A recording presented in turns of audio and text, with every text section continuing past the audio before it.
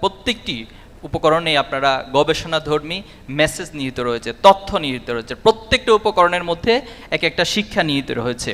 আমরা যদি আমাদের এক পাতার যে বড় ক্যালেন্ডার আছে সেখানে আমরা মসজিদকে স্থান দিয়ে থাকি। প্রত্যেক ক্যাম্পাসগুলোর, সারা দেশের বিভিন্ন ক্যাম্পাসগুলোর যে মসজিদ রয়েছে সেটাকে আমরা আমাদের এক পাতার ক্যালেন্ডারে উঠিয়ে নিয়ে আসি। আপনি নিঃসন্দেহে এটা জানেন যে আল্লাহ রাসূলুল্লাহ সাল্লাল্লাহু আলাইহি ওয়াসাল্লাম যখন মদিনা হিজরত করেছেন, হিজরত করার পর তিনি সর্বপ্রথম মসজিদে কুবা প্রতিষ্ঠা করেছিলেন এবং এর মধ্য দিয়ে তিনি পৃথিবীবাসীকে মেসেজ দিয়েছেন মসজিদ হবে একটি সমাজ সংস্কার, একটি রাষ্ট্র সংস্কারের মূল প্রাণকেন্দ্র।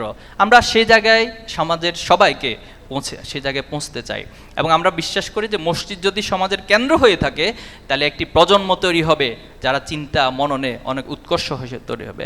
আমরা চাই যে মসজিদগুলোতে শিশুরা যাবে, শিশুরা মসজিদে গিয়ে খেলবে, তারা বড়দের কাছ থেকে শিখবে, যুবকরা মসজিদে গিয়ে সেখানে আড্ডা দিবে, তারা গল্প করবে, তারা মসজিদের ইতিহাস ঐতিহ্য নিয়ে পরস্পরের সাথে কথা বলবে।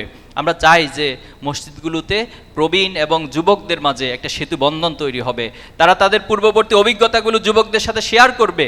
এর মধ্য দিয়ে মসজিদ হয়ে উঠবে বাংলাদেশ এবং পৃথিবী সহ সকল সংস্কারের প্রাণকেন্দ্র।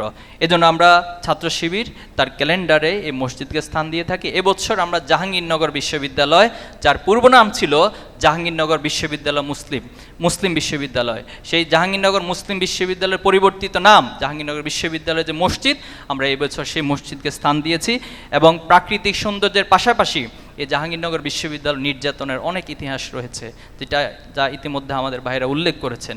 সেখানে নামাজ পড়ার কারণে অনেক ভাইদেরকে পিটিয়ে নির্যাতন করা হয়েছে, অনেক ভাইদেরকে রক্তাক্ত করা হয়েছে, জুলুম করা হয়েছে এবং বিগত ফ্যাসিবাদ আমলও এখানে নির্যাতনের একটা হাবে পরিণত হয়েছিল। তো আমরা বিশ্বাস করি জাহাঙ্গীরনগর বিশ্ববিদ্যালয়ের মসজিদ আমাদের যে প্রত্যাশা, আমাদের যে চাহিদা, আমাদের যে লক্ষ্য, সেটা পূরণ করবে সবার কাছে।